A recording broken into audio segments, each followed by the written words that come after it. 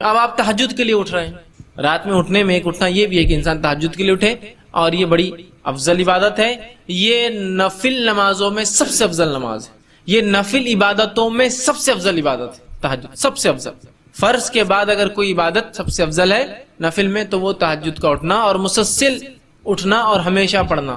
اور سلف صالحین کے نزدیک یہی اصول تھا کسی کے نیک اور متقی ہونے کا۔ یاد رکھیے 5 وقتہ نماز ہی نہیں، آج تو 5 وقتہ نہیں ہمارے پاس، بھائی ایک بار نماز کو جاتا مغرب کی، بہت اچھا لڑکا ہے یار، ایک بار نماز کو جاتا، کوئی 2 بار جا رہا تو سبحان اللہ یار 2 بار جاتا کیا بڑی بات ہے، کوئی 3 بار جا رہا تو الحمدللہ، اس سے بڑا کیا ہو سکتا ہے؟ بھائی تمہارا داماد 3 بار نماز کو جاتا، فرشتہ مل گیا تم کو تو ٹھیک ہے، بولتا ہاں بہت بڑا فرشتہ مل گیا، ہمارا تو ایک بھی نہیں جاتا ٹھیک۔ اس کے بعد کوئی 4 نمازیں پڑھ لے تو پھر تو سبحان اللہ کو بات ہی نہیں، ظہر اثر مغرب عشاء، اس سے بڑا آدمی نہیں ہو سکتا۔ اور اگر کوئی فجر پڑھتا ہے تو اللہ کا ولی پیدا ہو گیا آپ کے پاس، اس سے بڑا تو ولی نہیں ہے ہم کوئی۔ فجر کہ تو 4000 کے محلے کی آبادی میں جہاں 4-5 مسجدیں، اس میں سے ایک اس میں 10-10 12-12 لوگ ہوتے ہیں، تو اس حساب سے ایک مسجد کے اندر مشکل سے 100 لوگ ہوتے ہیں۔ 4000 کی آبادی والا مسلم علاقہ، 2000 تو مرد ہوں گے اس کے اندر، لیکن 40 لوگ ہوتے ہیں مسجدوں میں، تو اس کے حساب سے تو بہت بڑا ولی ہے نا، وہ ولی پیدا ہو گیا آپ کو ٹھیک۔ تو اگر فجر ہو رہی ہے تو پھر تو ولی پیدا ہو گیا۔ ہمارے پاس یہ اصول ہے، صحابہ کے پاس سلف صالحین کے پاس یہ اصول نہیں تھا، وہ کسی کی فرائض نہیں، فرائض تو واجب ہے، ضروری ہے تجھ پر کرنا، وہ کیا کرتے تھے نوافل لکھتے تھے، اور نوافل میں سب سے پہلے جو تہجد پڑھتا ان کے نزدیک وہ متقی تھا۔ اس کے تعلق سے ایک روایت آتی ہے، امام احمد بن حنبل رحمہ اللہ کے پاس امام شافعی رحمہ اللہ کا گزر ہوا۔ جب ان سے ملاقات ہوئی تو امام شافعی پہلے مرحلے میں تو ان کے استاد تھے، امام احمد جو تھے یہ جب سیکھ رہے تھے تو اس دور میں امام شافعی سے انہوں نے فن حدیث سیکھا، علم سیکھا حدیث کا۔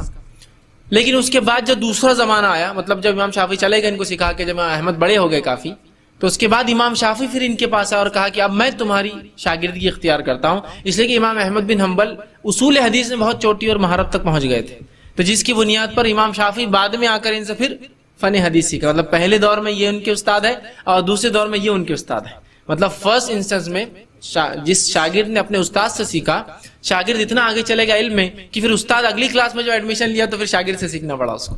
تو یہ بعد میں آ کر اپنے شاگرد سے استادی اور کہا کہ اب تم مجھ سے آگے جا چکے ہو فن حدیث میں، لہٰذا میں تم سے علم سیکھوں گا۔ اور چونکہ انہوں نے کافی محنت حدیث پر کی اور اپنا جو ہے مسند احمد جو تالیف جو لکھی، جو کہ حدیث کے مجموعے میں سب سے بڑا مجموعہ حدیث کا، جس میں منفرد 30,000 حدیثیں آپ نے جمع کی۔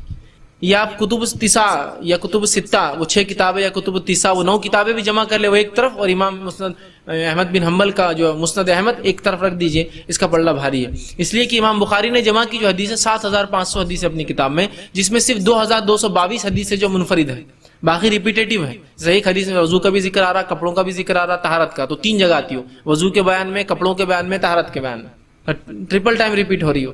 لیکن امام احمد نے صرف منفرد جمع کی، اس لیے کہ ان کی مسند تھی ٹھیک۔ مسند میں یہ ہوتا ہے کہ آدمی سند کے اعتبار سے جمع کرتا ہے، اس میں ٹاپک کے اعتبار سے حدیث جمع نہیں ہوتی، اور سند واحد منفرد ہوتی ہے اکثر، تو انہوں نے منفرد حدیث ایسے جمع کی۔ تو اس میں 2200 حدیثیں، مشکل 2200 سے 2500، مسلم کے اندر 2000 حدیثیں، ابو داؤد کے اندر 1000 کچھ حدیثیں، تو یہ پورا مجموعہ بھی ایک طرف جمع کر لے حدیث کا، اور صرف مسند احمد ایک طرف رکھ دے تو 30,000 منفرد حدیثیں، اس میں 30,000 منفرد حدیثیں، اور کم و بیش تقریباً حدیثیں صحیح اور حسن کے درجے تک جاتی ہے، اتنی اچھی روایت ہے۔ تو امام شافعی ان کے پاس آئے، اس استاد شاگرد نے اپنے استاد کو ویلکم کیا ٹھیک ہے، کھلایا پلایا خوب اچھے سے۔ رات میں اپنے بیٹی سے کہا کہ رات میں پانی گرم رکھنا، استاد جو ہے رات میں جب تو اٹھیں گے تو ہو سکتا تہجد کے لیے پانی ٹھنڈا ہو تو اس سے مسئلہ ہو، تو کہا کہ پانی کو جو ہے گرم کر کے رکھنا۔ اب جب گھر میں کوئی مہمان آتے تو بچوں میں بڑا وہ رہتا، کیا کر رہے، کہاں کھا رہے، کیا پی رہے، کیا بیٹھ رہے، بچے بہت دیکھتے رہتے مہمان کیا کر رہا، اور اگر والدین عزت کر رہے اس مہمان کی تو ان کے لیے مہمان نمونہ آئیڈیل بن جاتا ہے، تو اور دیکھتے ہیں اس کو۔ تو ان کی بیٹی جو تھی امام احمد کی، وہ رات بھر جاگتی رہی کہ امام شافعی اب کیا کیا کرتے، خاص استاد ہے نا میرے والد کے، کیا کیا عبادتیں کرتے خاص۔ مطلب بچوں کو بھی یہ معلوم تھا کہ رات کی عبادت کرتے ہیں تو کچھ خاص ہے، ورنہ فرائض تو ٹھیک ہے وہ تو سب کرتے ہیں۔ اب رات بھر بچی دیکھتی رہی، امام صاحب تو امام شافعی جو ایک کروٹ سوئے سیدھی، تو سیدھا فجر کی اذان پر اٹھے۔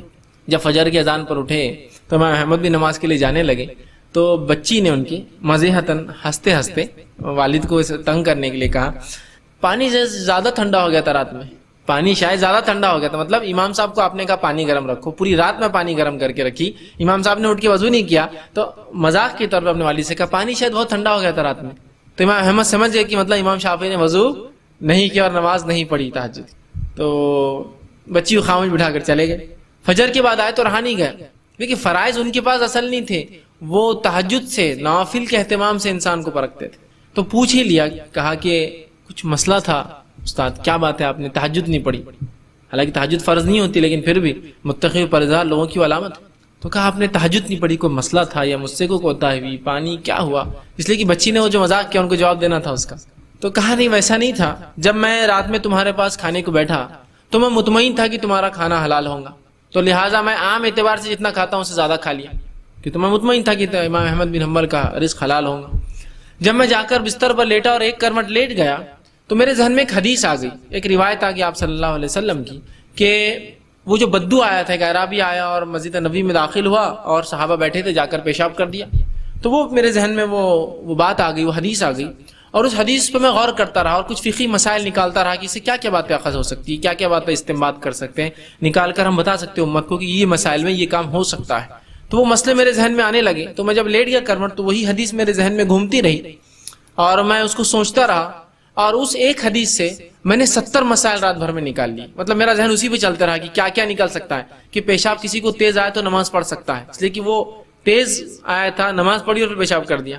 تو پتا چلا کہ وضو تھا تو اس نے سوچا ہوگا میں باقی رکھتا ہوں. اسی طرح پتا چلا کہ کوئی پیشاب کر دے تو اسے روکنا نہیں چاہیے ورنہ روکنے سے ہو سکتا ہے اس کو تکلیف. اسی طرح پتا چلا اگر اسے روکا جاتا تو وہ بھاگتا تو پیشاب اور پھیل جاتا. تو غلاظت کم جگہ میں ہو رہی تو اس کو ہونے دیا جائے، بعد میں اس کو ہٹایا جائے، بعد میں پانی ڈالا جائے. ایسے مسائل نکالتے رہے ہو. ٹھیک، اسی لیے فقہا کا شریعت نے بڑا مقام ہے یاد رکھی. لیکن وہ مقام بھی نہیں کہ نبی سے آگے چل جائیں گے فقہا. ٹھیک ہے، لیکن ان کا مقام اس لیے کہ وہ ہم کو اخذ کر کے مسائل بتاتے ہیں، لا کر رکھتے ہیں. تو امام شافعی 70 مسائل نکالے اس اور کہا بس وہ اسی اس میں ذہن لگا رہا، تھوڑی نیند لگی اور فجر کی اذان ہو گئی. آپ سمجھ رہے بات کو؟ تو یہاں اس واقعے میں پتا چل رہا ہے کہ ان کے پاس اصل چیز کیا تھی، تقوی کی علامتیں. 5 وقت فرض نماز اور موقعہ نہیں، رات میں پڑھتا ہے کہ نہیں پڑھتا ہے آدمی. ہمارے پاس تو بھائی کوئی دن میں کچھ نمازیں جو فرض پڑھ لے تو بڑا فرشتہ آدمی ہے، ان کے پاس نہیں. 5 تو فرض ہے، اس کے علاوہ کیا دیتا ہے؟ زکوٰۃ تو دینی ہے جی، اس کو نہیں رکھتے تھے وہ، اس کے علاوہ کیا خرچ کرتا ہے؟ روزے تو رکھنا ہے جی، رمضان کی سب رکھتے ہیں، اس میں کیا بڑی بات ہے؟ اس کے علاوہ کیا رکھتا ہے؟ یہ ان کے پاس تقوی اور ایمان کی علامتیں اور پیمانے تھے، یاد رکھیے. بہرحال تو رات میں نبی اکرم صلی اللہ علیہ وسلم اٹھتے. تو جب رات میں آپ تہجد کے لیے اٹھیں تو اس کے لیے آپ صلی اللہ علیہ وسلم جب اٹھتے تہجد کے لیے تو آسمان کی صحیح بخاری کی روایت ہے، عبداللہ ابن عباس رضی اللہ عنہ فرماتے ہیں کہ میری خالہ میمونہ آپ صلی اللہ علیہ وسلم کی یہ بیوی تھی، ہماری امہات میں سے. ان کے پاس میں نے ایک بار کہا کہ میں آپ کے ساتھ سوؤں گا تاکہ نبی اکرم صلی اللہ علیہ وسلم کیا کرتے ہیں وہ بھی دیکھ لوں. تو جب میں رات میں سویا تھا تو آپ صلی اللہ علیہ وسلم رات کے تیسرے پہر، اس سے پہلے یا اس کے بعد کبھی تو بھی اٹھے، وہ بچے تھے لیکن ایگزیکٹ یاد نہیں، لیکن کبھی تو فجر سے پہلے کا وقت تھا جس کو ہم سحر کا وقت کہہ سکتے ہیں. اٹھے، اٹھ کر آپ نے آنکھوں کو ملا تاکہ نیند کو بھگا دے. اس کے بعد آپ باہر نکلے حجرے سے، آسمان کی طرف دیکھا اور سورہ آل عمران کی آخری 10 آیتیں تلاوت کی. اس کے بعد آپ نے وضو کیا، بڑے اچھے سے مشکیز نکالی، پانی لیا اس میں سے اور بہت اچھے سے وضو کیا. وضو کر کے آپ کھڑے ہو گئے. تو اس روایت میں پتہ چلا آپ صلی اللہ علیہ وسلم رات تہجد کو اٹھتے تو آنکھ ملتے، تو نیند میں سے آپ اٹھے تو آنکھ ملے، اٹھ کر جاتے، آسمان کی طرف دیکھ کر آخری 10 آیتیں پڑھتے اور اس کے بعد جو ہے آ کر وضو کرتے اور نماز پڑھتے. پھر وہ کہتے ہیں کہ جب آپ صلی اللہ علیہ وسلم نماز کو کھڑے ہوئے تو میں بھی وضو کر کے آیا اور آ کر رسول اکرم صلی اللہ علیہ وسلم کے الٹے طرف کھڑا ہو گیا. الٹے طرف، چھوٹے تھے پتہ نہیں ان کو، بچے تھے، آگے کھڑے ہو گئے، دیکھا آپ پڑھ رہے. تو رسول اکرم صلی اللہ علیہ وسلم نے اپنے سیدھے ہاتھ سے مجھے پکڑا اور اپنے سیدھے طرف لیا، چونکہ امام کے سیدھے طرف مقتدی ہوں اگر اکیلا ہے تو، الٹے نہیں. تو پتہ چلا نماز میں یہ چونکہ ضروری حرکت تھی اس لیے کہ وہ نماز غلط، ورنہ لوگ آ کے ادھر کھڑے ہو جاتے پھر سمجھتے یہ امام ہے. تو آپ نے پکڑا اور ادھر لیا. اس سے پتہ چلا امام نماز میں بھی مقتدی کی اصلاح کر سکتا ہے اگر ضروری ہو اس طرح کی غلطی. دوسرا پتہ چلا نفل نماز جماعت سے ہو سکتی ہے. بہت سے لوگ پوچھتے نفل نماز جماعت سے ہوتی کیا؟ تو یہ رات کی نماز آپ سے پڑھے تھے، عبداللہ ابن عباس آ کے جماعت بنا لی، پیچھے سے آئے خاموشی سے کھڑے ہو گئے. پھر وہ کہتے ہیں میں کھڑا رہا. آپ صلی اللہ علیہ وسلم اتنی لمبی نماز پڑھی کہ سورہ بقرہ پڑھ لی، سورہ آل عمران پڑھ لی، تو میں خاموشی سے نکلا جا کے سو گیا. پھر مطلب کھڑے بھی ہوا، لگا کہ میں پڑھ لوں گا، اتنا لمبا پڑھا کہ میں وہاں سے نکلا اور جا کے پھر سو گیا. جب فجر ہوئی تو آپ نے مجھے جگایا اور جگا کر میرا کان پکڑا اور کہا کہ عبداللہ ایسا کرتے کہ پہلے تو نماز کو آئے، کھڑے ہوئے اور پھر چلے ہوئے بیچ میں سے توڑ کے، مسکراتے، مطلب صرف ہنسی کے لیے، یہ نہیں کہ ان کو سزا دی، مسکراتے ہوئے کان پکڑا اور کہا کہ ایسا کرتے نماز میں، مطلب آئے تم پہلے کھڑے ہوئے، غلط کھڑے ہو گئے، پھر ادھر سے آئے اور پھر جا کے سو گئے اور میں پھر سو گیا. تو اس میں دیکھیے کتنی باتیں پتہ چلی کہ ایک تو آپ اٹھ کر رات میں تہجد پڑھتے اور آسمان کی طرف، تو آپ تہجد کو اٹھتے ہیں تو آسمان کی طرف دیکھ کر آپ یہ پڑھ سکتے ہیں. اس طرح کی آسمان نہ دیکھ سکے، ایسا خواتین گھر سے باہر نہیں نکل سکتی تو بہرحال آپ وہیں پڑھ لے ویسا، لیکن یہ سنت ہے آپ پڑھنا اور اس کے بعد پھر آپ تہجد کو کھڑے ہوتے تھے. ٹھیک، تو یہ اس طرح سے جو ہم اگر اٹھتے ہیں تو کریں. اسی طرح اگر آپ صبح اٹھتے ہیں، سمجھ لیجیے کسی نے ایک سوال کیا تھا، رات کے آخری حصے تہجد میں جو بھی دعا مانگی جائے وہ قبول ہوتی ہے، تہجد کی نماز پڑھ کر ہی دعا مانگی جائے تو ہی وہ قبول ہوتی ہے، یا اگر اس وقت ہماری نیند بیدار ہو جائے مگر نماز پڑھنے کے بجائے اپنی جگہ پر لیٹے ہوئے یا بیٹھے ہوئے ہی بغیر وضو کے دعا کی جائے تو کیا وہ دعا قبول ہوتی ہے؟ دیکھیے سب سے پہلی چیز آگے انہوں نے پھر لکھا، تہجد کی نماز پڑھنے کا بہترین وقت کون سا ہے؟ رات کے 3 بجے سے آخری حصہ رات کا شروع ہوتا ہے، تو کس وقت پڑھنا زیادہ بہتر ہے؟ اگر ہم اپنے بیڈ پر جا نماز بچھا کر نماز پڑھیں تو کیا ایسا پڑھ سکتے ہیں؟ دیکھیے سب سے پہلی چیز تو یہ کہ جو رات کے تیسرے آخری پہر میں جو فضیلت ہے، جو صحیح مسلم کی روایت ہے، عموماً ہم رمضان میں سنتے ہیں لیکن یہ سال بھر کے لیے حدیث کیا ہے؟ آپ سے فرماتے ہیں رات کے آخری پہر میں، آخری حصے میں اللہ رب العزت پہلے آسمان میں، آسمانی دنیا پر آ جاتا ہے اور ایک ندا، ایک آواز لگاتا ہے، کوئی مغفرت کا طلب کرنے والا، میں مغفرت دینے بیٹھا ہوں، اللہ اس کو حکم دیتا ہے۔ پھر ایک آواز آتی ہے کوئی مانگنے والا مجھ سے، میں دینے کے لیے بیٹھا ہوں۔ ہر روز، رمضان میں خاص نہیں، ہر روز رات کے آخری پہر میں اللہ رب العزت دنیاوی آسمان پہ آ جاتا ہے۔ کیسے کیا؟ واللہ عالم، بس آ جاتا ہے بس، اور ایک آواز لگاتا ہے، اللہ حکم دیتا ہے لگاؤ آواز، ہے کوئی مانگنے والا، میں دینے بیٹھا ہوں، ہے کوئی مغفرت طلب کرنے والا، میں مغفرت دینے بیٹھا ہوں اس وقت، ٹھیک ہے۔ اب نبی اکرم صلی اللہ علیہ وسلم اس وقت کا فائدہ کیسا اٹھا وہ دیکھنا پڑے گا ہم کو، طریقہ مانگنے کا۔ آپ صلی اللہ علیہ وسلم نماز پڑھتے تھے۔ اب یہ الگ بات ہے کہ آپ رات میں اٹھ جائیں، چونکہ جو کاغذ پر آتے میں خواتین کے سوال سمجھتا ہوں تو ان کے حساب جواب دیتا ہوں۔ اگر آپ رات میں اٹھ جائے اور آپ کی حالت ایسی نہ ہو کہ آپ نماز پڑھ سکتی ہو فرض، یا کوئی بھی نماز پڑھنے کی حالت نہ ہو، تب میں کہہ سکتا ہوں پھر آپ دعا کر لیں، اس رات کے وہ حصے کا فائدہ اٹھا لیں دعا کی شکل میں۔ لیکن اگر آپ عام حالت میں جب آپ پاک ہوتے ہیں تو پھر تو آپ کو نماز پڑھنا، اس لیے کہ آپ صلی اللہ علیہ وسلم دعا کی اور نماز پڑھ کر کی، تو ہم نماز پڑھیں گے، اس لیے کہ عبادت کے بعد اگر نماز یا کوئی کام کیا دعا کرے تو یہ بہت اچھا موقع ہوتا ہے اور ایک وہ وسیلہ بن جاتا ہے وہ عبادت آپ کی دعا کے لیے، یاد رکھیے۔ تو آپ تہجد پڑھیے، اس لیے کہ اٹھ کر نماز پڑھنے میں جو مشقت ہے اس مشقت کا بدلہ بھی اللہ دیتا ہے۔ اٹھ کر نماز پڑھیے، اس نماز کے پڑھنے کے بعد آپ دعا کیجیے، یہ زیادہ بہتر اور افضل، اور یہی طریقہ نبی اکرم صلی اللہ علیہ وسلم ملتا ہے۔ سوائے اس کے کہ آپ ایسی حالت میں نہ ہو نماز پڑھنے کی، تو آپ رات میں اٹھ جائیں، نیند میں ہو تو دعا کر لیں، اس لیے کہ آخری پہر ہے، لیکن اصل طریقہ تو یہی کہ تہجد پڑھیں۔ کون سا وقت بہتر ہے؟ تہجد کا سب سے افضل وقت آخری حصہ ہے رات کا، شروع ہوتا ہے عشاء کے بعد سے، آخری جو پہر آخری حصہ ہوتا ہے وہ تو رات میں بہرحال یہ مختلف علاقوں میں مختلف راتیں کا ڈیوریشن ہوتا ہے تو وقت بدل جائیں گا۔ جیسے ہمارے پاس اورنگ آباد کے اندر فجر کا وقت جو ہے تقریباً 4:15 یا 20 منٹ سے شروع ہوتا ہے، بمبئی میں 4:40 سے ہو رہا ہوں ان دنوں میں، یا 4:20 یا 4:25 سے شروع ہوتا ہے، تو اس کے اعتبار سے 4:25 سے پہلے آپ کو تہجد پڑھنا پڑ جاتا ہے۔ بہت سے لوگ سمجھتے ہیں جب تک فجر کی اذان نہیں ہوتی تب تک وقت رہتا ہے تہجد کا اور سحر کا۔ ہمارے پاس فجر کی اذان، فجر کے وقت سے آدھا گھنٹہ پون گھنٹہ کہ وطر کے تعلق سے وطر کب پڑھے، وطر کتنی رکعت پڑھے، وطر کا طریقہ کیا ہے، قنوت نازلہ کب پڑھنی چاہیے، قنوت کا طریقہ کیا ہے، کیا قنوت کے بغیر نماز ہوتی یا نہیں ہوتی، وطر کو سونا کیا ضروری ہے یا بغیر سوئی کے وطر ہو جاتی، مطلب تہجد کی بات چونکہ وطر پڑھتے ہیں، تہجد کے تعلق سے بہت سارے سوالات تھے کہ تہجد کے لیے سونا کیا ضروری اور فرض ہے، اور بہرحال کیا جس میں بہت زیادہ لوگوں کے سوالات تھے، تو انشاءاللہ عزیز ان سوالات کو ہم نے سب کو جمع کیا، اور آج انشاءاللہ عزیز ہم آپ کے سامنے جو ہے میں آپ کے سامنے وطر کے تعلق سے اور تہجد کے تعلق سے کچھ باتیں رکھوں گا۔ ہم پہلے وطر دیکھیں گے پھر تہجد۔ اس کی وجہ یہ ہے، حالانکہ وطر کوئی ضروری نہیں کہ عشاء کی بات پڑھی جائے، یہ کبھی بھی پڑھی جا سکتی ہے عشاء سے لے کر فجر تک، لیکن عموماً ہم دیکھتے ہیں ہمارے علاقوں میں، ہندوستان، پاکستان، بنگلہ دیش میں لوگ وطر عشاء کی بات پڑھتے ہیں، تو میں پہلے وطر کی مسائل رکھ دیتا ہوں چونکہ اس کو عموماً لوگ پڑھتے ہیں، اور اس کے بعد انشاءاللہ کچھ باتیں تہجد کے تعلق سے آپ کے سامنے رکھ دوں گا تاکہ وہ باتیں بھی ہمارے سامنے انشاءاللہ عزیز آ جائیں، ٹھیک۔ تو آئیے ہم سب سے پہلے وطر کی نماز کی فضیلت دیکھتے ہیں کہ وطر کی نماز کی کیا فضیلت ہے۔ وطر ویسے کہتے ہیں آڈ کو، مطلب کسی چیز کو جو ایون ہو، جس کو جفت ہو، اس کو طاق کر دینا، مطلب ایون کو آڈ کر دینا۔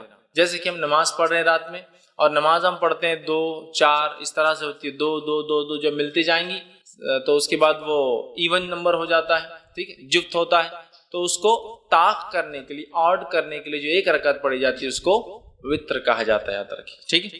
تو بہرحال وطر جو ہے ایک مستقل عبادت ہے اور ایک مستقل نماز ہے۔ بہت سارے لوگوں کو یہ غلط فہمی ہوتی ہے کہ وطر جو ہے عشاء کا ایک حصہ ہے، اس لیے میں بات رکھ رہا ہوں۔ تو وطر کوئی عشاء کا حصہ نہیں ہے، وطر ایک مستقل نماز ہے، ایک مستقل عبادت ہے جو نبی اکرم صلی اللہ علیہ وسلم کیا کرتے تھے، اور آپ پر یہ عبادت فرض بھی تھی، یاد رکھیے، امت پر فرض نہیں۔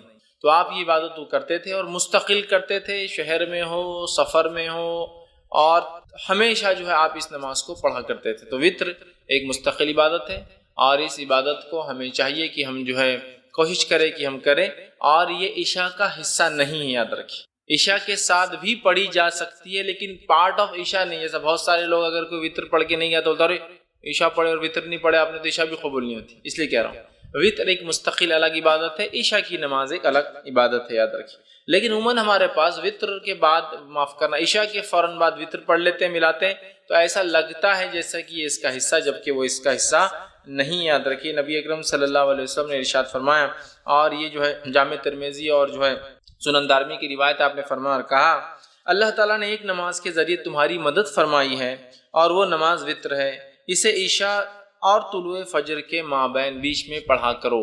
اللہ تعالیٰ نے ایک نماز کے ذریعے تمہاری مدد فرمائی ہے تو تم اس نماز کو عشاء کے بعد سے لے کر فجر کے پہلے تک پڑھا کرو۔ تو اس حدیث سے یہ بات واضح ہوگی عشاء کا، وطر کا وقت کیا ہے؟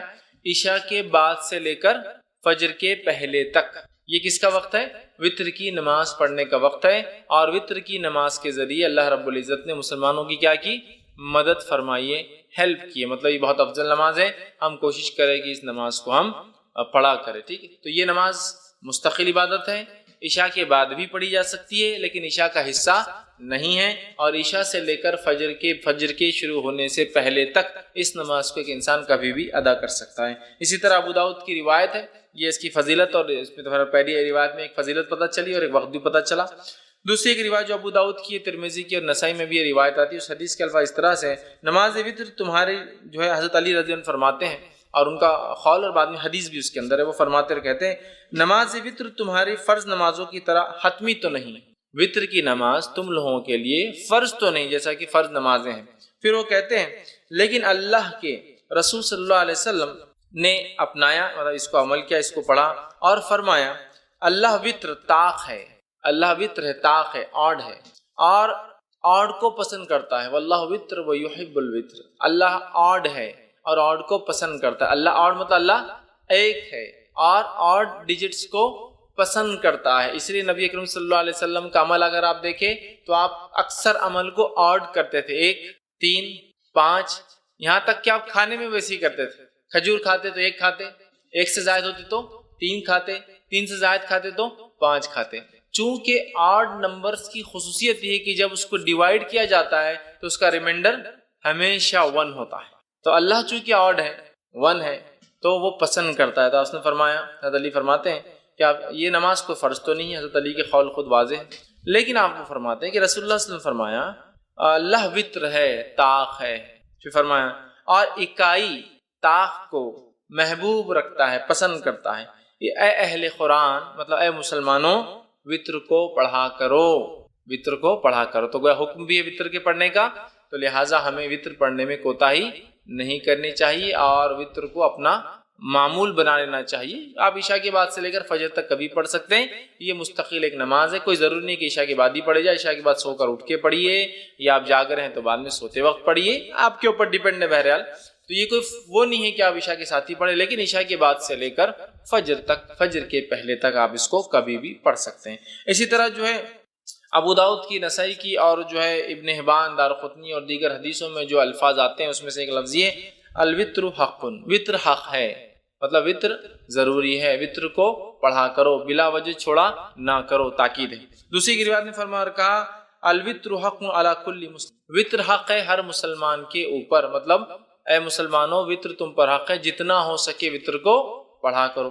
تیسری روایت میں فرمایا اور کہا الوطر حق ولیس بواجب، وطر حق ہے، ضروری ہے لیکن واجب نہیں ہے، ٹھیک۔ تو یہاں دیکھیے نبی اکرم صلی اللہ علیہ وسلم تاکید کر رہے ہیں وطر کے تعلق سے، اور یہ تاکید کر رہے ہیں کہ وطر واجب نہیں ہے لیکن اس کو پڑھا کرو، اس لیے کہ وہ حق ہے۔ تو اوپر کی روایتوں میں جو حق ہے کہ الفاظ بار بار آ رہے ہیں، اس سے یہ بات واضح ہو رہی ہے کہ وطر بڑی اہم نماز ہے، بلا وجہ سے چھوڑنا نہیں چاہیے، کوشش کرنا چاہیے کہ اس کو جتنا ہو سکے اتنا پڑھا جائے، لیکن یہ بات یاد رکھ لیجیے نماز واجب نہیں، چونکہ آپ سمجھ کی خود حدیث ہے وطر حق ہے لیکن یہ جو ہے واجب نہیں ہے، ضروری نہیں ہے۔ اور یہ بات میں اس لیے بھی رکھ رہا ہوں کہ بہت سارے لوگ یہ سمجھتے ہیں کہ اگر وطر نہ پڑھے عشاء کی بات تو عشاء نہیں ہوئی، اس لیے بھی رکھ رہا ہوں۔ وطر ایک مستقل الگ عبادت ہے، لیکن وہ عشاء کے ساتھ پڑھی جا سکتی ہے، لیکن وہ عشاء کا پارٹ نہیں ہے، اس کے نہ پڑھنے سے عشاء میں کوئی کمزوری نہیں آتی ہے، ٹھیک ہے، یہ بتانا میرا مقصود تھا۔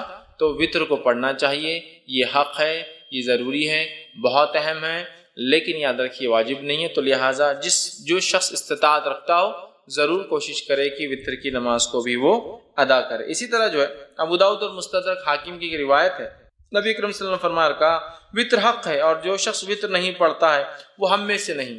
مطلب اس وطر کی اہمیت، وطر کی نماز کی اہمیت بتاتے ہوئے نبی اکرم صلی اللہ علیہ وسلم کیا فرما رہے ہیں، وطر کو پڑھا کرو اس لیے کہ حق ہے، اور جو وطر نہ پڑھے وہ ہم میں سے نہیں ہے۔ مطلب یہ ہوا کہ بلا وجہ وطر کو نہیں چھوڑنا چاہیے، بلا وجہ وطر میں کوتاہی نہیں کرنا چاہیے، جتنا ہو سکتا ہے اتنا کوشش کر کے وطر کو ضرور بھی ضرور ہم لوگ پڑھیں، لیکن یہ نماز واجب نہیں ہے۔ انشاءاللہ آگے میں اس کی تفصیلات رکھوں گا۔ خود اوپر کی ایک روایت میں وضاحت بالکل ہو گئی کہ وہ حق ہے لیکن واجب نہیں ہے، لیکن وہ اتنی اہم نماز ہے کہ زور دینے کے لیے، ایمفسائز کرنے کے لیے نبی کریم صلی اللہ علیہ وسلم فرمایا وہ حق ہے بول کر، جو وطر نہ پڑھے وہ ہم میں سے نہیں، مطلب بلا وجہ وطر کی نماز کو چھوڑنے والا ہم میں سے نہیں، مطلب وہ غلط کام کرتا ہے، اسے چاہیے کہ وطر کو ادا کیا کرے اگر طاقت استطاعت سہولت ہو تو۔ اسی طرح جو ہے نبی اکرم صلی اللہ علیہ وسلم فرماتے ہیں، یہ طبرانی کی دارقطنی کی روایت آپ نے فرما کہا، مسند احمد میں بھی یہ روایت آتی ہے، اور آپ نے فرما رکھا تین چیزیں میرے لیے فرض ہے، تمہارے لیے تطوع کا لفظ یعنی سنت ہے، تین چیزیں میرے لیے واجب ہے، فرض ہے، میں اس کو کرتا ہوں، اور تمہارے لیے یہ چیز جو آپ سے فرماتے سنت ہے۔ کیا کیا ہے؟ قربانی، آپ نے فرمایا قربانی نبی کے فرض تھی، ہمارے لیے سنت ہے۔ دوسرا فرمایا نماز وطر، نماز وطر نبی کریم صلی اللہ علیہ وسلم کے لیے فرض تھی، ہمارے لیے سنت ہے۔ اور تیسرا فرمایا فجر کے پہلے کی 2 رکعتیں، فجر کی 2 رکعت نماز، یہ دوسروں پر آپ نے فرمایا سنت ہے، مطلب تطوع ہے، لیکن میرے لیے یہ چیزوں کو اللہ نے واجب کر دیا، فرض کر دیا، تو اس سے بھی وطر کی اہمیت پتہ چلتی ہے کہ کتنی اہم ہے۔ اسی طرح جو ہے نبی اکرم صلی اللہ علیہ وسلم کا جو معمول تھا وہ یہ تھا، آپ وطر کی نماز کو کبھی نہیں چھوڑتے تھے، آپ کو یہاں تک کہ سفر میں بھی وطر کی نماز پڑھتے ہوئے دیکھا گیا، مطلب وطر کی نماز کو نبی اکرم صلی اللہ علیہ وسلم نے اپنا معمول بنا دیا تھا، اور آپ سفر میں بھی، حالانکہ سفر میں قصر ہوتا ہے، جمع بھی ہو سکتی ہے، نمازیں ملائی بھی جا سکتی ہے، 2 نمازیں فجر اپنے وقت پر ظہر اثر ایک ساتھ پڑھ سکتے ہیں آپ، چاہے ظہر کے وقت میں چاہے اثر کے وقت میں، مغرب عشاء ایک ساتھ پڑھ سکتے ہیں، چاہے مغرب کے وقت میں چاہے عشاء کے وقت میں، تو گویا 3 وقت میں 5 نمازیں ہوتی ہے، اور اس میں بھی قصر کا آپ کو موقع ہے، مطلب نمازیں ہاف ہو جاتی ہے، فجر 2 کی 2 رکعت ہوتی ہے فرض، ظہر کی 4 کی 2 ہو جاتی ہے، عصر کی 4 کی 2 ہو جاتی ہے، مغرب کی 3 ہوتی ہے، اور عشاء کی 4 کی 2 ہو جاتی ہے، مطلب فرض میں بھی قصر ہے، لیکن نبی اکرم صلی اللہ علیہ وسلم نے اس حالت میں بھی جو ہے وطر کو پڑھا، وطر کو پڑھا، تو وطر کی نماز اس سے پتہ چلتا ہے بڑی اہمیت کے حامل ہے۔ اب وطر کی نماز کیا ہے، اس کا حکم کیا ہے، سنت ہے، واجب ہے، موقدہ، جیسے ہمارے پاس جو عموماً چلن ہے واجب الوطر بولتے ہیں، وہ کیوں؟ وہ جو حدیث میں نے اس سے پہلے آپ کے سامنے رکھی کہ جو وطر نہ پڑے وہ ہم میں سے نہیں ہے، تو اس سے پتہ چلا رہا ہے یہ تو بہت اہم ہے، ورنہ مسلمان نہیں ہے وہ شخص، لیکن علماء لکھتے ہیں یہ وضاحت کے لیے ہے، اہمیت بتانے کے لیے ہے، لیکن یہ اسلام سے خارج نہیں ہوتا کوئی وطر کی وجہ سے، ٹھیک ہے، تو یہ واجب نہیں، بلکہ اس کے تعلق سے صحیح قول یہ کہ وطر کا پڑھنا سنت موقدہ ہے، واجب نہیں یاد رکھ، اس لیے کہ ہمارے پاس اور خاص طور سے حنفی مسلک میں فرض الگ چیز ہے، واجب الگ چیز ہے، جبکہ ہمارے نزدیک یہ ہے کہ فرض اور واجب ایک ہی چیز ہے، یاد رکھیں فرض اور واجب کی اہمیت ایک جیسی ہوتی، تو بہرحال وہ کہتے واجب ہے، ٹھیک ہے، ہم کہتے واجب نہیں، سنت موقدہ ہے، سنت موقدہ، اور یہی قول جمہور علماء کا یاد رکھیے، اور نبی اکرم صلی اللہ علیہ وسلم کی ایک حدیث میں نے آپ کے سامنے پہلے رکھ بھی دی تھی۔ اسی طرح ایک اور روایت ہے جو میں نے پہلے آپ کے سامنے رکھی تھی، جس میں آپ نے فرمایا اور کہا کہ یہ جو ہے آپ فرماتے نہیں سوائے اس کے تطوع یعنی سنت نفل پڑھے، مطلب وطر کی نماز یہ جو ہے یہ سنت ہے، سنت موقدہ ہے، کہ رات نے فرمایا مجھ پر فرض ہے اور تم لوگوں پر تطوع، تم لوگوں پر کیا ہے سنت ہے، تم لوگوں پر یہ نماز فرض نہیں ہے، تو اس سے پتہ چلا یہ نماز واجب نہیں بلکہ سنت موقدہ ہے، ٹھیک ہے۔ اسی طرح امام مالک جو ہے اور مسند احمد کے اندر روایت آتی ہے، عبادہ بن صامت رضی اللہ عنہ اس کے راوی فرماتے اور کہتے ہیں کہ جس کے اندر آپ صلی اللہ علیہ وسلم نے فرمایا کہ یہ تطوع، یہ نماز سنت ہے، نہ کہ تم پر فرض، تو بلکہ یہ جس کو ہم کہیں گے عام زبان میں سنت موقدہ جو کہتے ہیں نا، ایسی سنت جس کو نبی اکرم صلی اللہ علیہ وسلم نے ہر حال میں کرنے کی کوشش کی، یہ نماز ایسی ہے، یاد رکھیے وطر۔ اب وطر کی نماز کا وقت کب شروع ہوتا ہے اس کے تعلق سے دیکھ لیتے ہیں. تو میں سمجھتا ہوں پہلی حدیث میں نے درس کی ابتدا میں جو بتائی واضح ہے کہ یہ نماز کے ذریعے اللہ نے ہماری مدد کی، اور یہ نماز عشاء کے بعد سے لے کر فجر کے پہلے تک پڑھی جا سکتی ہے. ٹھیک، تو اس کا وقت شروع ہوتا ہے عشاء کے بعد سے فجر کے طلوع مطلب سورج مطلب فجر کے شروع ہونے سے پہلے تک، مطلب اس کو عام زبان میں کہوں تو عشاء کے بعد سے سحر کے وقت کے ختم ہونے تک. چونکہ سحر کا وقت ختم ہوتا ہے تو فجر شروع ہو جاتی ہے، تو اس کا وقت رات میں عشاء کے بعد سے لے کر سحر کے شروع ہونے کے پہلے تک ہے. تو ہم لوگ کوشش کریں کہ اس عمل کو جو ہے اگر ہم کرنا چاہتے ہیں تو عشاء کے بعد سے لے کر فجر کے پہلے تک کر سکتے ہیں. ابو داؤد، ترمذی اور ابن ماجہ کی روایت ہے، آپ صلی اللہ علیہ وسلم فرمایا اور کہا اسے نماز عشاء اور طلوع فجر کے مابین پڑھو. عشاء کے بعد اور طلوع فجر کے شروع ہونے کے بیچ میں کہیں آپ اس نماز کو پڑھ سکتے ہیں، یاد رکھیں. ٹھیک ہے، اسی طرح جو ہے آپ صلی اللہ علیہ وسلم فرماتے ہیں، اور صحیح بخاری اور صحیح مسلم کی متفقہ علیہ روایت آپ نے فرمایا اور کہا نبی کریم صلی اللہ علیہ وسلم رات کے ہر حصے میں نماز وتر ادا فرمائی، ابتدائی حصے میں بھی، وسط شب میں بھی، اور رات کے آخری حصے میں بھی. اور یہ روایت حضرت عائشہ سے ہے کہ حضرت عائشہ فرماتی ہے کہ آپ صلی اللہ علیہ وسلم وتر کی نماز عشاء کے بعد بھی پڑھتے تھے، اس کے بعد سے لے کر نماز رات کے کسی بیچ کے حصے میں بھی پڑھتے تھے، اور اس کے علاوہ رات کے آخر حصے میں بھی پڑھا کرتے تھے. تو اس سے پتہ چلا کہ وتر کی نماز عشاء کے بعد سے لے کر فجر کے پہلے تک کبھی بھی پڑھی جا سکتی ہے، اور نبی اکرم صلی اللہ علیہ وسلم نے عشاء کے بعد سے لے کر فجر کے پہلے تک پڑھا. اسی طرح ایک دوسری روایت صحیح بخاری اور صحیح مسلم کی آپ نے فرمایا اور کہا، اور آپ صلی اللہ علیہ وسلم نے جن دنوں میں وفات پائی، مطلب یہ روایت بھی عائشہ فرماتی ہے اور کہتی ہے اس روایت میں کہ جن دنوں میں نبی اکرم صلی اللہ علیہ وسلم وفات پائی ان دنوں میں آپ آخری حصے سحر کے وقت وتر کو پڑھا کرتے تھے. اس سے کیا پتہ چلا؟ آپ صلی اللہ علیہ وسلم عشاء کی بعد بھی پڑھتے، بیچ میں پڑھتے، اور آخر وقت میں، لیکن آپ نے کیا کیا، اس کو آخر وقت میں اللہ کے رسول اس کو سحر کے وقت پڑھا کرتے تھے. اسی طرح جو ہے نبی اکرم صلی اللہ علیہ وسلم کا جو ہے ایک حکم ہے، حدیث ہے جو صحیح بخاری صحیح مسلم کی روایت آپ نے فرمایا کہا صبح ہونے سے پہلے پہلے وتر کو پڑھ لو، مطلب صبح ہونے سے پہلے پہلے تک وتر کو ہم کو پڑھ لینا چاہیے. تو پتہ چلا وتر عشاء کے بعد سے لے کر فجر کے پہلے تک کبھی بھی آپ پڑھ سکتے ہیں، اور نبی اکرم صلی اللہ علیہ وسلم نے اس کو عشاء کے بعد سے لے کر فجر تک کبھی بھی پڑھا. اور اس کو ہم کہیں گے عشاء کے بعد بھی پڑھی جا سکتی ہے، لیکن آخر وقت میں پڑھنا افضل ہے، سحر کے وقت میں پڑھنا افضل ہے. اس لیے کہ انسان سوتا ہے، سو کر اٹھتا ہے، اٹھنے کے بعد پھر نفل نمازیں مطلب تہجد پڑھتا ہے، اور تہجد کے بعد اگر وتر پڑھتا ہے تو یہ افضل ہے، یاد رکھیے. اب آپ کہیں گے خالی وتر کو رات میں کیوں اٹھنا ہے؟ تو تہجد بھی پڑھنا، لیکن میں تہجد انشاءاللہ آخر میں رکھوں گا وہ حصہ.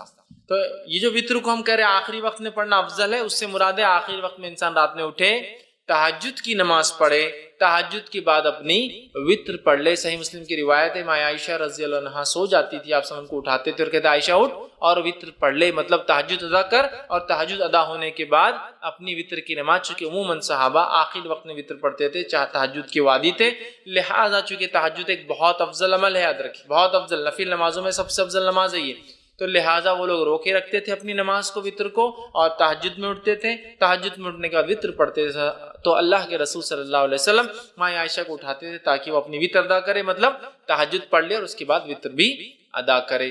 تو یاد رکھیے یہ آخری وقت افضل ہے، لیکن کوئی ضروری نہیں، آپ کو ڈر ہے، خدشہ ہے رہ جائیں گی، نہیں پڑھ پاؤں گا، تو بہرحال پہلے بھی پڑھ سکتے ہیں. اسی طرح جو ہے جامع ترمذی، ابن ماجہ اور مسند احمد کی روایت ہے، نبی کریم صلی اللہ علیہ وسلم فرمایا کہا تم میں سے جس شخص کو یہ اندیشہ ہو کہ وہ رات کے آخری حصے میں نہیں جاگ سکیں گا تو اسے چاہیے کہ رات کے پہلے حصے میں ہی وتر پڑھ لے.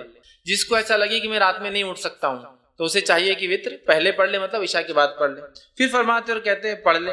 اور جسے آخر رات میں خیام کا شوق ہو اور طمع ہو کہ وہ کرے، خیام کرے، اس کو شوق ہو، اس کو لگا ہو، اسے چاہیے کہ وہ رات کے آخری حصے میں، جس کو ڈر ہو یا میں اٹھ نہیں پاؤں گا، شک ہو رہا ہے، یا میں روز پڑھتا ہوں تہجد لیکن آج جاگا بہت دیر تک تو اٹھ نہیں پاؤں گا، یا پھر میں روز بھی نہیں اٹھ پاتا ہوں تہجد کے لیے، بس عشاء ہو جاتی ہے فجر کو اٹھتا ہوں تو بیچ میں نہیں اٹھ پاؤں گا، تو پھر وہ عشاء کی بات پڑھ لے. ایسا نہیں، جس کو شوق ہے رات کی نماز پڑھنا چاہتا ہے، تہجد پڑھنا چاہتا ہے، تو پھر کیا کرے، وہ وتر کو روکے رکھے، تہجد کے بعد اس کو ادا کرے. اسی طرح صحیح مسلم کی روایت ہے، نبی اکرم صلی اللہ علیہ وسلم فرمایا اور کہا بے شک رات کے آخری حصے کی نماز میں فرشتے آتے ہیں اور یہی افضل ہے. رات کے آخر حصے میں نماز کے وقت فرشتے حاضر ہوتے اور یہ افضل ہے۔ تو پتہ چلا تہجد کو آخر وقت میں پڑھنا، سحر کے وقت پڑھنا، فجر سے پہلے پڑھنا افضل ہے، اور اسی طرح وتر کو بھی سحر کے آخر وقت میں پڑھنا، یا رات کا آخری حصہ تیسرا پہر ہوتا ہے جس سے فجر پھر شروع ہو جاتی ہے، اس کے بعد اس سے پہلے پڑھنا افضل ہے، چونکہ اس وقت فرشتے حاضر ہوتے ہیں۔ تو اسی سے میں نے کہا افضل تو آخر حصے میں ہے، لیکن عشاء کے بعد بھی فوراً اسے ادا کیا جا سکتا ہے، یاد رکھیے فوراً ادا کیا جا سکتا ہے۔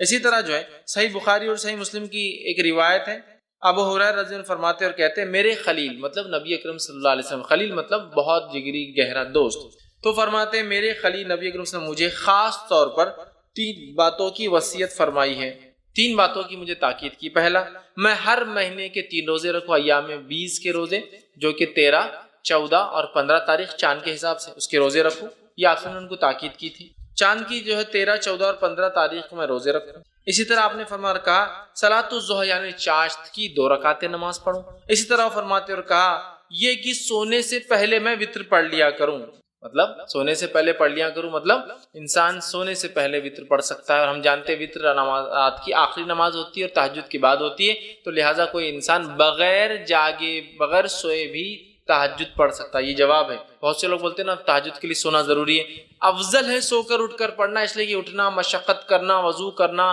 ٹھنڈا اور گرم پانی کا مسئلہ ہوتا ہے رات میں پھر بھی کرنا، یہ افضل ہے لیکن ضروری نہیں ہے، یاد رکھیں۔ بہت سے لوگ بولتے ہیں تم تو سوئی نہیں تو تہجد کیسے پڑھیں گے؟ آپ نے کیا فرما رہے ابو ہریرہ کو کہ سونے سے پہلے وتر پڑھ لینا، مطلب اگر تم سونے کا ڈر ہو کہ صبح نہیں اٹھ پاؤں گے تو وتر پڑھ کر سونا، اور صحابہ ظاہر سی بات ہے تہجد کی بھی عادی تھے، یہ تو کوئی جلدی بھی پڑھ سکتا ہے تہجد، یاد رکھیے، یا پھر بغیر سوئے کی بھی رات بھر جاگ لیا کسی کاز کی کسی وجہ سے، ریزن کی وجہ سے، تو پھر میں تہجد پڑھ کر سو سکتا ہوں، ٹھیک ہے۔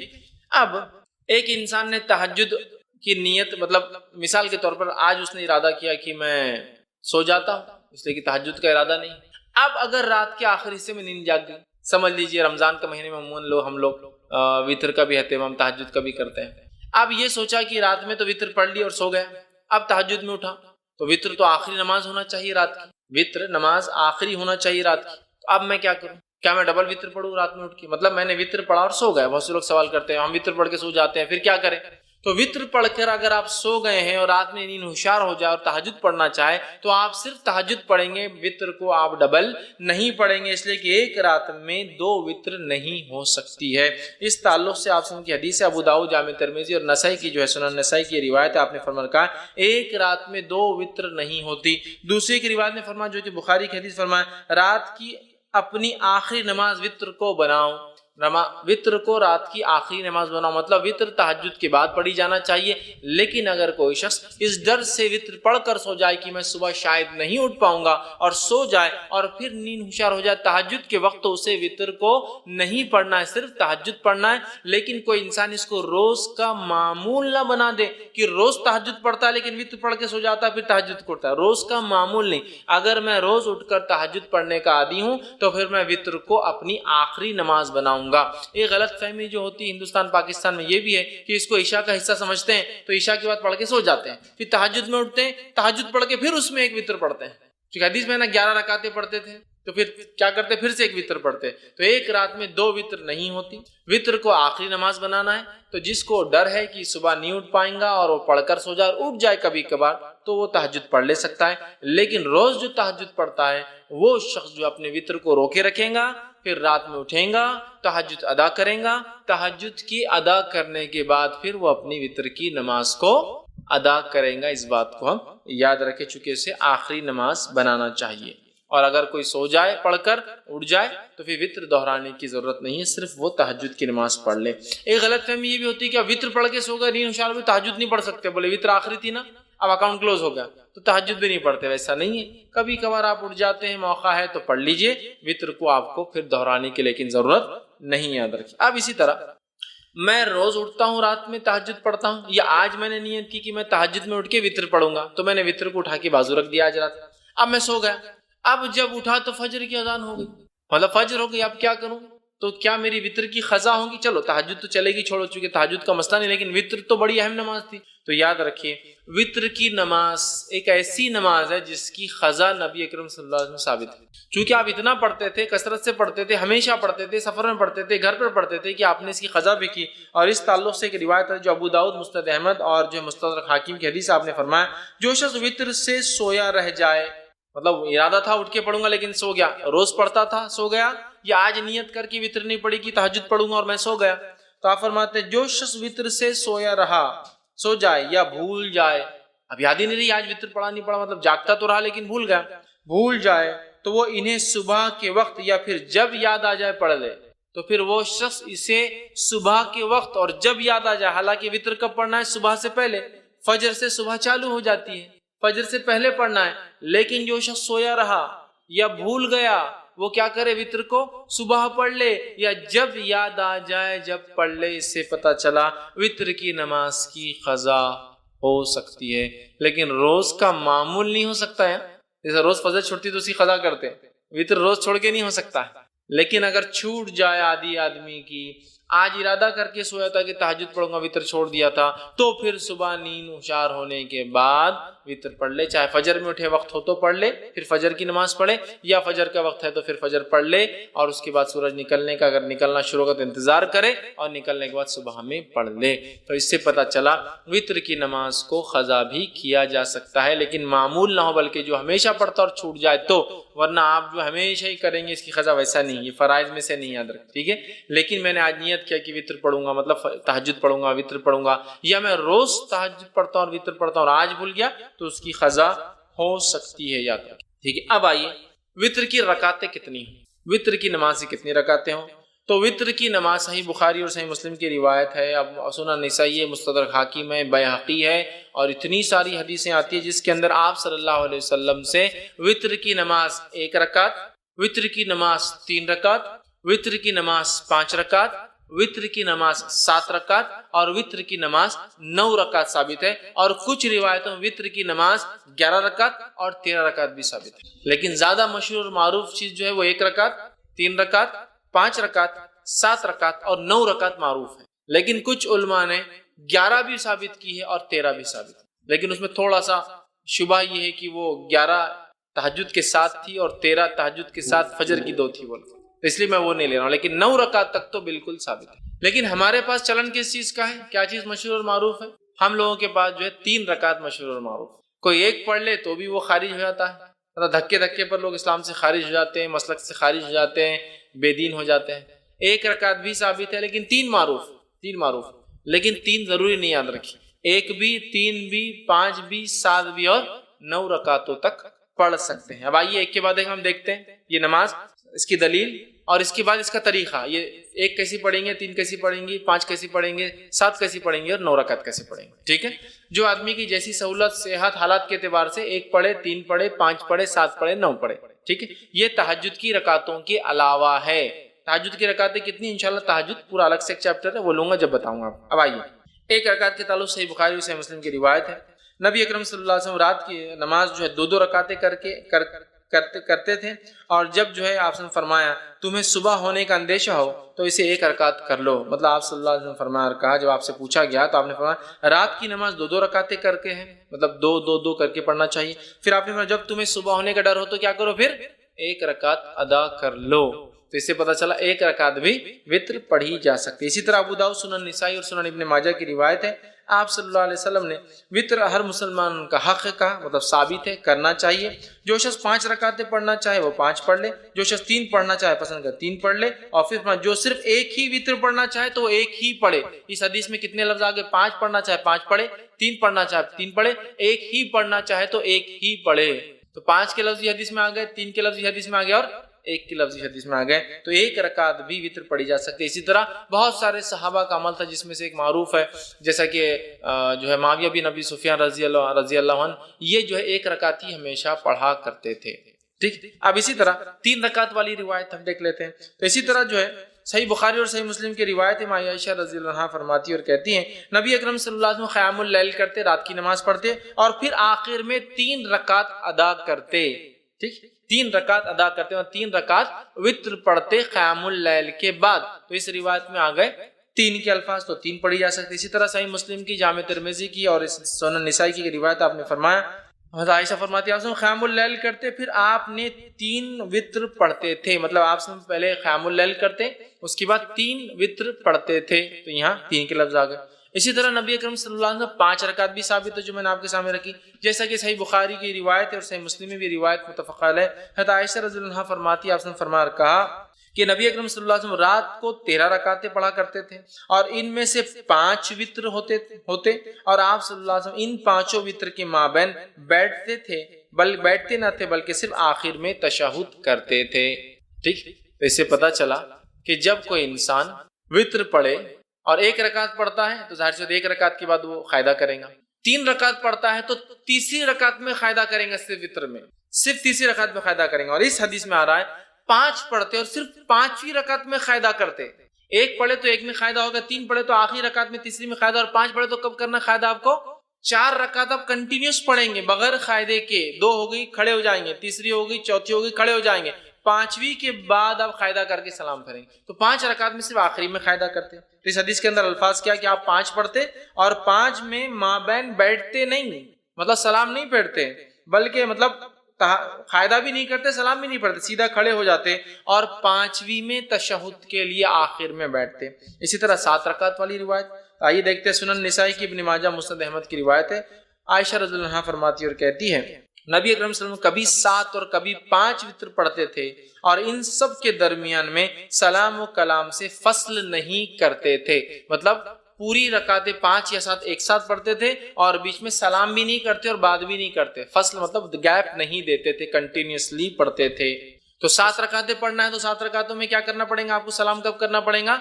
7 رکعت میں، تیسری میں آخری تیسری رکعت میں، 5ویں میں آخری 5ویں رکعت میں، 7ویں میں آخری 7ویں رکعت میں آپ قاعدہ کریں گے. اب آئیے 9 رکعت والی روایت دیکھ لیتے ہیں. تو صحیح مسلم کی روایت ہے، ابو داؤد کی، سنن نسائی کی، مسند احمد کی روایت ہے. نبی اکرم صلی اللہ علیہ وسلم کے تعلق سے ماں عائشہ رضی اللہ عنہا فرماتی اور کہتی ہے آپ صلی اللہ علیہ وسلم نے 9 رکعتیں پڑھی، اس طرح پڑھتے کہ ان کے مابین صرف 8ویں رکعت میں تشہد کے لیے بیٹھتے. تو پتہ چلا 9 رکعت پڑھنے کا طریقہ تھوڑا سا الگ ہے باقی سے. 3 رکعت میں تیسری رکعت میں قاعدہ، 5 رکعت میں 5ویں رکعت میں قاعدہ، 7 رکعت میں 7ویں رکعت میں قاعدہ، 9 رکعت میں 8ویں رکعت میں قاعدہ، پھر کھڑے ہو کے 1 رکعت اور پھر 9ویں رکعت میں قاعدہ.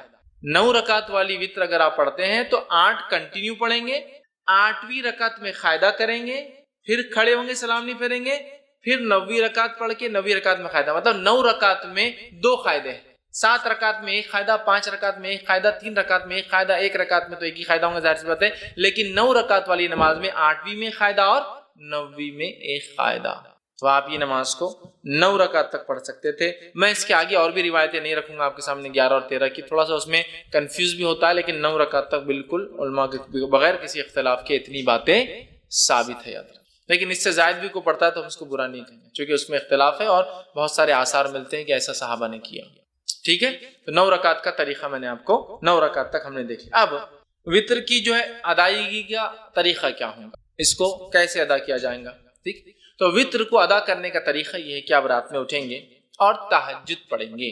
چونکہ یہ نماز وتر کی بات ہو رہی ہے، رات کی نماز کی بات ہو رہی ہے. ٹھیک، اور وتر کی نماز جو ہے قیام اللیل کے بعد آپ سے پڑھتے ہیں، تہجد کی بات پر. تو آپ رات میں اٹھیں، اٹھنے کے بعد 2، 4، 6 یا 8 رکعتیں آپ نماز پڑھیں گے، 2 کر کے 2 یا 4 یا 6 یا 8 رکعت نماز پڑھیں گے. ان نمازوں کے بعد 1 یا 3 یا 5 یا 7 یا 9 رکعت وتر پڑھیں گے. ہوگی بات ختم. یہ طریقہ ہے. پہلے آپ تہجد کے لیے اٹھیں گے، تہجد کی نماز پڑھیں گے جو کہ 2 یا 4 یا 6 یا 8 رکعت زیادہ سے زیادہ. یہ پڑھنے کے بعد آپ 1 رکعت یا 3 رکعت یا 5 رکعت یا 7 یا 9 رکعت وتر پڑھیں گے. یہ اس کا پڑھنے کا طریقہ ہے، یاد رکھیے. طریقہ یاد رکھیے اور یہی یاد رکھیے، درست چیزیں یاد رکھیے کہ ہم جو ہے اس طرح سے اس نماز کو ادا کرے تہجد کے بعد. اب جو سب سے مشہور طریقہ ہے وتر کا وہ 3 رکعتیں ہیں جو ہمارے پاس بھی چلتا ہے، تو اس کو تھوڑا سا اور ڈیٹیل میں جاتے ہیں. سب سے مشہور طریقہ جو وتر کا ہے وہ 3 والا ہے. وہ کیوں؟ حضرت عائشہ کی وہ روایت یاد کیجئے موطا امام مالک کی کہ نبی اکرم صلی اللہ علیہ وسلم رمضان یا غیر رمضان 11 رکعتوں سے زیادہ نہیں پڑھتے تھے. تو 11 رکعت میں 8 رکعت تہجد کی اور 3 رکعت وطر کیا. تو 3 پڑھنا سب سے مشہور طریقہ ہے. اب یہ 3 پڑھنے کا طریقہ کیا ہے؟ اس طریقے سے اس 3 رکعت کو پڑھنے کے 2 طریقے ہیں. میں سمجھو آپ زیادہ کنفیوز نہیں ہو رہے ہیں, ہر چیز کلیئر کرتے ہوئے جا رہے ہیں. 3 رکعتوں کو پڑھنے کے 2 طریقے. 2 طریقے کیا ہیں؟ 2 سلام سے 3 رکعت یا 1 سلام سے 3 رکعت. تھوڑا اس کو اور وضاحت کرتا ہوں. 2 سلام اور 2 قاعدے سے 3 رکعت یا 1 سلام اور 1 قاعدے سے 3 رکعت. طریقہ بتاتا ہوں. پہلا طریقہ, آپ نماز وطر کے لیے کھڑے ہوئے, آپ نے تکبیر کہی, ہاتھ باندھ لیا. اب آپ نماز پڑھتے ہیں 2 رکعت. 2 رکعت نماز ختم ہونے کے بعد قاعدہ کرتے ہیں. قاعدے کے بعد آپ السلام علیکم ورحمۃ اللہ, السلام علیکم ورحمۃ اللہ. کتنی رکعت ہوئی؟ 2. پھر 2 کے بعد آپ کھڑے ہوتے 1 رکعت کی نیت سے. پھر آپ رکعت باندھتے ہیں, 1 رکعت پڑھ کے قاعدہ کرتے ہیں السلام علیکم ورحمۃ اللہ, السلام علیکم ورحمۃ اللہ. 3 رکعت وطر, 2 سلام اور 2 قاعدے سے. 2 سلام ہے, 2 کے بعد سلام پھیر دیا, مطلب قاعدہ بھی ایک زیادہ ہوا, یہ بھی ہوا. اس کے بعد 1 رکعت پڑھی, 1 قاعدہ کیا اور سلام پھیرا. 2 سلام 2 قاعدے سے. دوسرا طریقہ 1 سلام اور 1 قاعدے سے. پہلا طریقہ سمجھ میں آ گیا, 2 رکعت پڑھی, سلام پھیر دیا, پھر کھڑے ہوئے 1 رکعت پڑھی, سلام پڑھی, تو قاعدے بھی 2 ہوئے, سلام 2 ہوئے. اب 1 سلام سے اور 1 قاعدے والا طریقہ, آپ نے رکعت باندھی وطر کی, 3 رکعت کی نیت سے آپ کھڑے ہوئے, اللہ اکبر کے ہاتھ باندھا, کنٹینیوسلی 3 رکعت پڑھیں گے. اب 1 ختم ہوئی, دوسری پڑھا آپ نے, دوسری ختم ہوئی, بیٹھیں گے نہیں, اب قاعدے میں کھڑے ہو جائیں گے, تیسری آپ پڑھیں گے. تیسری رکعت کے پڑھنے کے بعد آپ قاعدہ کریں گے اور پھر السلام علیکم رحمۃ اللہ وسلم. 1 قاعدہ اور 1 سلام سے 3 رکعت اور 2 قاعدے 2 سلام سے 3 رکعت. سمجھ میں آ گئی بات؟ کلیئر ہے؟ بہت زیادہ کنفیوژن نہیں. سعودی عرب میں سب سے زیادہ معروف طریقہ وہ پہلا والا ہے. 2 رکعت پڑھتے ہیں, سلام پھیر دیتے ہیں, پھر 1 رکعت پڑھتے ہیں. ہندوستان کے اندر 3 پڑھتے ہیں, لیکن تھوڑا سا مسئلہ ہوتا ہے. ہم 3 رکعت 1 قاعدے اور 1 سلام سے نہیں پڑھتے, 3 رکعت 2 قاعدے 2 سلام, بالکل مغرب کی نماز کے جیسے. آپ کو بولے مغرب کے ایسا وطر کو نہیں پڑھنا ہے, تو پھر ایک نیا لاتے ہیں. ہم الگ کریں نا, بیچ میں ہاتھ اٹھاتے نا, تیسری رکعت میں اللہ اکبر بول کے پھر ہاتھ باندھتے. حالانکہ ہر طرف تو رفع ذہن منسوخ ہو گیا بولتے ہیں, ہاں لیکن ثابت کرتے ہیں.